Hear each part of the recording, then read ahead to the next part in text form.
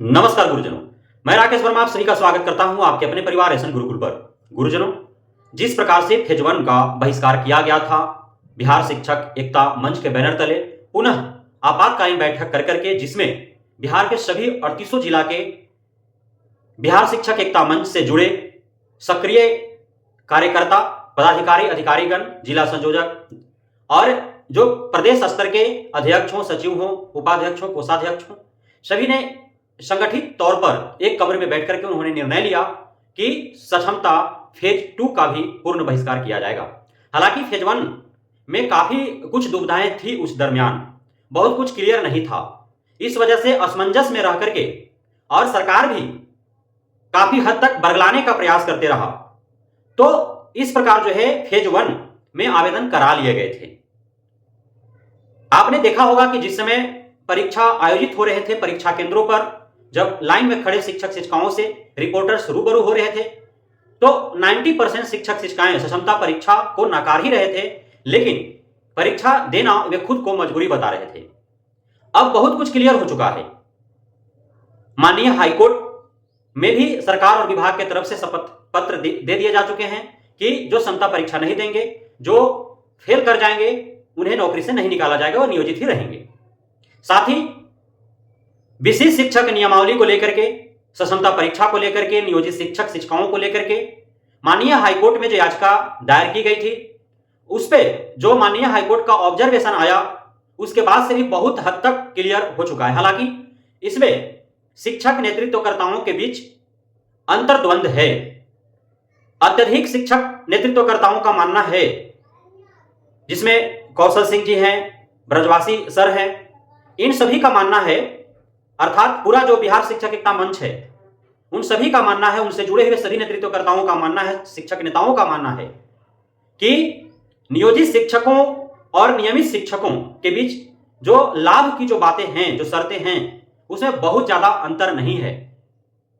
इसलिए कि जो आरटीई एक्ट 2009 है, उसमें जो नियोजित शिक्षकों को लेकर के बातें कही गई हैं, नियमित शिक्षकों के समान ही सभी लाभ दिए जाने की बात उसमें कही गई है। और उसी के आलोक में माननीय हाईकोर्ट ने भी अपना ऑब्जर्वेशन सुनाया, जिसमें नियोजित शिक्षकों के अनुभव के आधार पर उन्हें पदोन्नति देना, उनकी वेतन वृद्धि करना, साथ ही नियमित शिक्षकों के जैसे ही नियोजित शिक्षकों को भी ईपीएफ का लाभ देना, जीएलआई का लाभ देना, ग्रेजुएटी का लाभ देना, रिटायरमेंट के बाद पेंशन का लाभ देना, साथ ही जो नियमित शिक्षकों का वेतन भत्ते तय किए जा रहे हैं, उसी प्रकार से नियोजित शिक्षकों का वेतन भत्ते तय करना, प्रत्येक प्रकार के अलाउंसेज देना, चाहे वो होम अलाउंस हो, चाहे मेडिकल अलाउंस हो, चाहे अन्य किसी प्रकार के अलाउंसेज हों, तो सभी जो लाभ दिए जाने की बात है वह नियमित शिक्षकों के जैसा ही है। यह माननीय हाईकोर्ट ने ऑब्जर्वेशन में कहा है और आरटीई एक्ट 2009 में भी इस बात का जिक्र है। तो नियोजित शिक्षक शिक्षिकाएं जो सक्षमता परीक्षा का बहिष्कार कर रहे हैं, उनका साफ साफ कहना है कि वे नियोजित ही रहेंगे। और जब माननीय हाईकोर्ट का आदेश आ चुका है, जब उनका ऑब्जर्वेशन आ चुका है, तो उसे सरकार को मानना पड़ेगा और नियमित शिक्षकों के जैसा ही नियोजित शिक्षकों को भी लाभ देना पड़ेगा।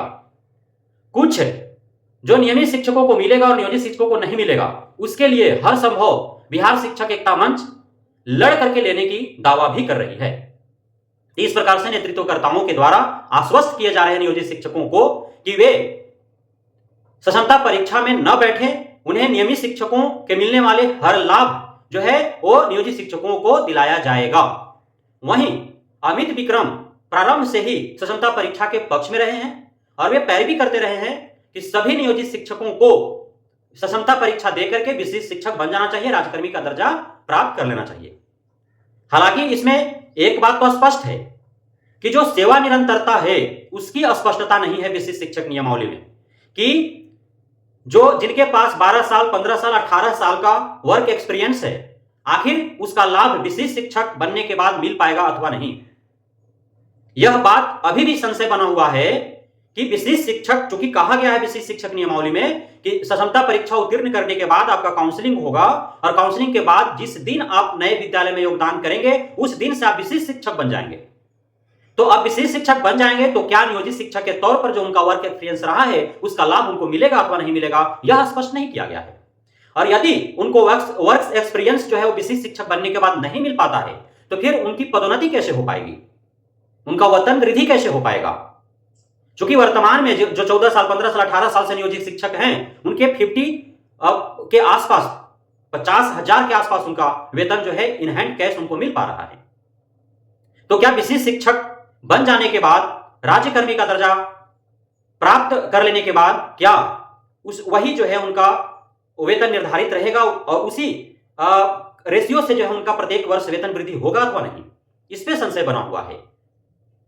अन्य जो लाभ जो अमित विक्रम के द्वारा कहा जा रहा है कि विशेष शिक्षक बन के राज्यकर्मी बनेंगे तो आपको सम्मान मिलेगा समाज में, जबकि नियोजित शिक्षक रहेंगे तो सम्मान नहीं मिल पाएगा, ऐसा कुछ भी नहीं है कि नियोजित शिक्षकों को सम्मान नहीं है समाज में और विशेष शिक्षकों को बहुत अधिक सम्मान मिल जाएगा। सम्मान पद से नहीं बल्कि किसी भी पद पर बने रहते हुए, चाहे वो नियोजित हो, बीपीएससी हो, नियमित हो, वो अपने कर्तव्य निष्ठा और ईमानदारी के दम पर समाज में अपना जो है सम्मान कायम कर सकेंगे। क्या बीपीएससी शिक्षक जो 1 लाख से अधिक आए हैं सभी नवनियुक्तों का क्या समाज में उनका सम्मान बराबर है? नहीं है। नियोजित शिक्षकों के बराबर भी उनका सम्मान नहीं है बहुतों का। क्यों? क्योंकि बहुतों ऐसे आए हैं जिनको शुद्ध से उनका हिंदी और अंग्रेजी में आवेदन भी नहीं लिखने आता है।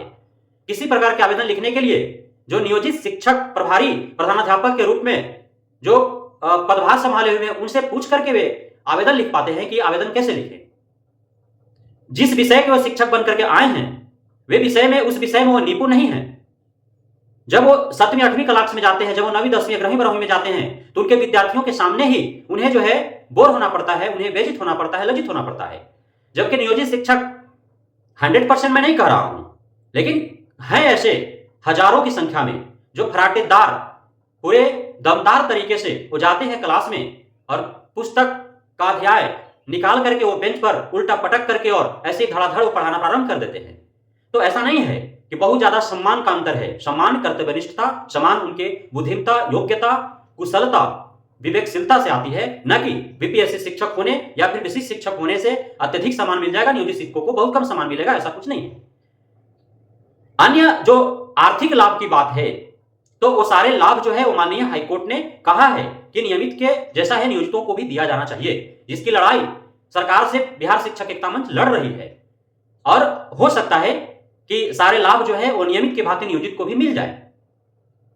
हो सकता है कि बिहार सरकार विधानसभा चुनाव का इंतजार कर रहा हो, विधानसभा चुनाव जब नजदीक हो तब जो है घोषणाएं कर दी जाए कि सभी नियोजित शिक्षकों को नियमित की भांति ही जो है उन्हें सारे लाभ प्रदान किए जाएंगे। इस वजह से ही शायद सक्षमता परीक्षा जो है जल्दीबाजी में सारे phase 1, phase 2, phase 3, phase 4, phase 5 जितने भी होने हैं, हालांकि फेज 3 तक ही होगा ऐसा जो है अभी बातें निकल करके आ रही है, जबकि पूर्व में 5 क्षमता परीक्षा लिए जाने की बात कही जा रही थी। चाहे जितना भी हो तो यथाशीघ्र जो है सारे क्षमता परीक्षा जो है वो समाप्त कर लेने जाने की जो है कवायद शुरू कर दी गई है, ताकि जो है विधानसभा चुनाव से बहुत पूर्व जो है क्षमता परीक्षा की सारे फेजेस समाप्त हो जाए और जो नियोजित के तौर पर रहें अंततः उन सभी को विधानसभा चुनाव से पूर्व जो है वो सारे लाभ उनको नियमित के तौर पर दे दिया जाए। लेकिन इसके लिए संघर्ष जारी रखना होगा, जिस प्रकार से बिहार शिक्षक एकता मंच संघर्ष कर रही है। और जो छठे चरण के नियोजित शिक्षक हैं उनको 100% सभी छठे फेज से जो नियोजित शिक्षक हैं उन सभी को क्षमता परीक्षा देना चाहिए और उन्हें पास करके विशेष शिक्षक बनकर के राज्यकर्मी का दर्जा प्राप्त करना चाहिए। क्योंकि छठे फेज से आए हुए जो नियोजित शिक्षक हैं उनको क्षमता परीक्षा दे करके विशेष शिक्षक बनकर के राज्यकर्मी का दर्जा प्राप्त कर लेने में उनको अत्यधिक फायदा है।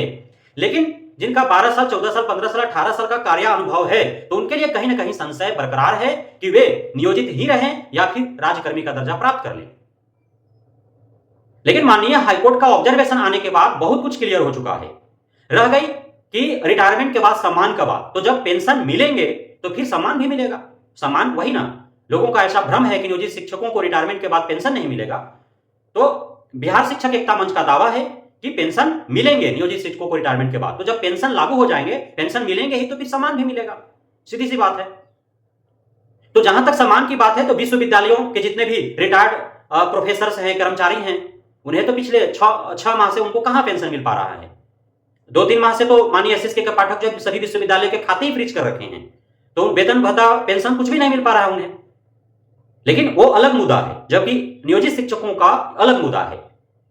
लेकिन यदि माननीय हाईकोर्ट ने ऐसा निर्देश जारी किया है और ऑब्जर्वेशन में सारी चीजें ऐसी उन्होंने जो है स्पष्ट किया है और आरटीई एक्ट 2009 में सारे चीज स्पष्ट है, तो फिर सरकार मजबूरन जो है वो सारे लाभ जो नियमित शिक्षक को दिए जाने हैं उसी के समान जो है नियोजित शिक्षकों को भी देने पर मजबूर होगी। लेकिन मुझे जैसा उम्मीद है कि विधानसभा चुनाव से पूर्व ही ऐसी घोषणाएं करेगी सरकार, ताकि इसका उसे जो है उस चुनाव में लाभ मिले, क्योंकि सरकार जो भी होता है वो चाहती है कि वह उस प्रकार से काम करे कि उसे आगामी चुनाव में उसका लाभ प्रदान हो। तो इस वजह से हो सकता है रोक के रखा हो। पहले सक्षमता जो है, अब सक्षमता भी हो रहा है और इसी बीच यदि नियोजितों को नियमित के समान सारे लाभ की भी घोषणा सरकार कर देगी तो सक्षमता का फिर कोई महत्व रह जाएगा क्या?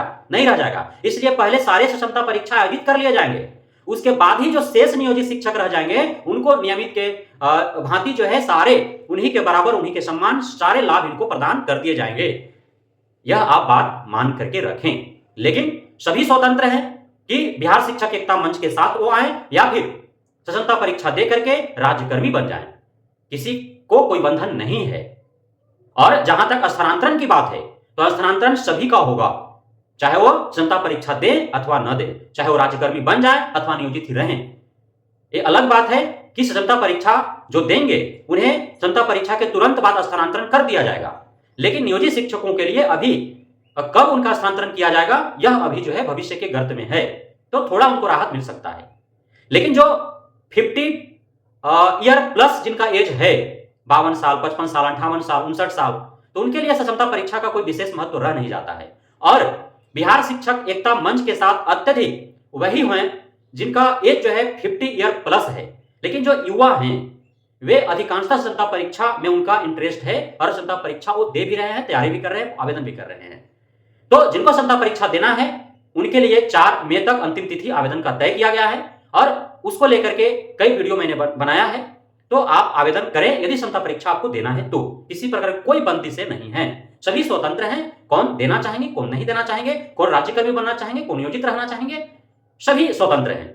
लेकिन इतना तय है कि नियमित की भांति नियोजितों को भी सारे लाभ प्रदान किए जाएंगे। अंततः विधानसभा चुनाव से पूर्व ये घोषणाएं हो जाएंगी, इसलिए चिंता किसी को करने की आवश्यकता नहीं है। लेकिन बारंबार मैं यही कहूंगा कि छठे चरण से जो भी नियोजित शिक्षक हैं वे सभी क्षमता परीक्षा में बैठे, विशिष्ट शिक्षक बने, राज्यकर्मी का दर्जा प्राप्त करें, उन्हें हर संभव फायदा ही फायदा है। लेकिन जिनका 12, 14 साल, 15 साल, 18 साल का कार्यानुभव है उनके लिए कहीं ना कहीं संशय है, तो वे सोच समझ कर डिसीजन ले कि उन्हें करना क्या है। क्षमता में वे बैठ भी सकते हैं, उत्तीर्ण भी हो जाएंगे, तो काउंसलिंग ना कराएंगे, काउंसलिंग भी करा लेंगे तो कहीं जाए नहीं, नियोजित के तौर पर ही रहे, उनकी स्वतंत्रता है, तो आप बैठ भी सकते हैं। क्योंकि ऐसा नहीं है कि क्षमता परीक्षा में बैठ जाएगा, उत्तीर्ण कर जाएगा, उसे हर हाल में नए जिला अलॉटमेंट जो होगा वहां जाना ही होगा, नए विद्यालय में उसको ज्वाइन करना ही नहीं होगा, ऐसा कुछ नहीं है। क्योंकि क्षमता परीक्षा फेज 1 जो जिन्होंने दिया है उन सभी 100% को फेज 2 में भी आमंत्रित किया गया है कि आप आवेदन करें, अच्छे मार्क्स आपको प्राप्त करना है तो इसलिए बंदी से नहीं है, आप दे भी सकते हैं, दे दीजिए। यदि बहुत ज्यादा भ्रम है, संशय है तो क्षमता परीक्षा दे दे, आप पास कर जाए, लेकिन आप न ज्वाइन करें। यदि बहुत दूर आपको भेजा जा रहा है तो आप जहां है वहीं रहे, ऐसा भी तो हो सकता है ना। बहुत बहुत धन्यवाद आप सभी गुरुजनों का हमारे साथ जुड़े रहने के लिए, बढ़ रहने के लिए, इतना प्यार देने के लिए, हम पे भरोसा बना रहने के लिए। जय हिंद।